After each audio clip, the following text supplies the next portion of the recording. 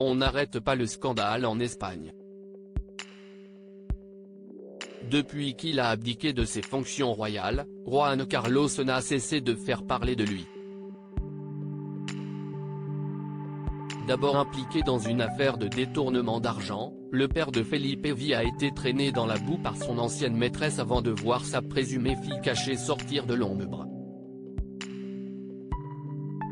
Quatrième enfant du roi déchu, Alejandra serait née vers la fin des années 70, après l'infante Elena, 1963, de l'infante Cristina, 1965, et du roi Felipe, 1968, selon les auteurs du livre King Corp.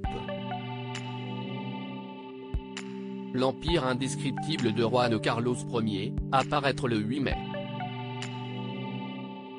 Dans leur ouvrage, les journalistes José María Olmo et David Fernandez racontent qu'Alejandra est le fruit d'une relation extra-conjugale avec une aristocrate un peu plus âgée que le souverain.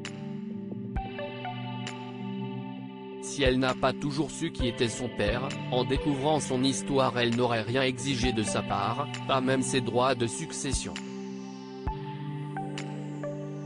Son existence, elle, serait un secret de polichinelle parmi les élites, Felipe V étant au courant. Si est-il le roi lui-même qui en aurait parlé directement avec son cercle d'amis, la décrivant comme une bonne fille, très intelligente et bien éduquée. À l'une de ses ex-compagnes, il aurait confirmé sa paternité et un ami proche aurait assisté aux interactions entre le père et sa fille. Mais publiquement, Juan Carlos nie les faits. Supérieur à Juan Carlos, sur qui il peut vraiment compter la fille cachée de Juan Carlos, une affaire d'État? Pourtant un rapprochement discret s'est opéré entre la famille royale d'Espagne et Alejandra, rapporte le journaliste El Confidencial. À l'époque, le roi aurait eu peur que son fils rencontre sa demi-sœur et s'amourache d'elle sans connaître son identité.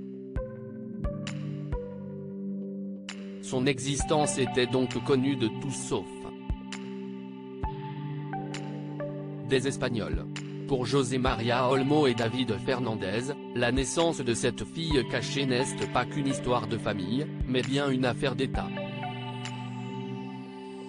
Selon eux, mener une double vie et entretenir un enfant non reconnu impliquait la disponibilité permanente de fonds en espèces pouvant circuler en Espagne sans laisser de traces dans les registres comptables.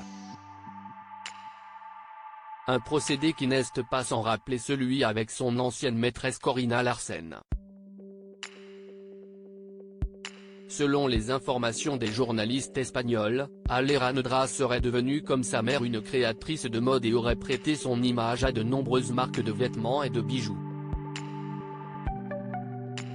Elle serait mariée et mère d'un enfant, elle ne souhaiterait pas révéler son identité.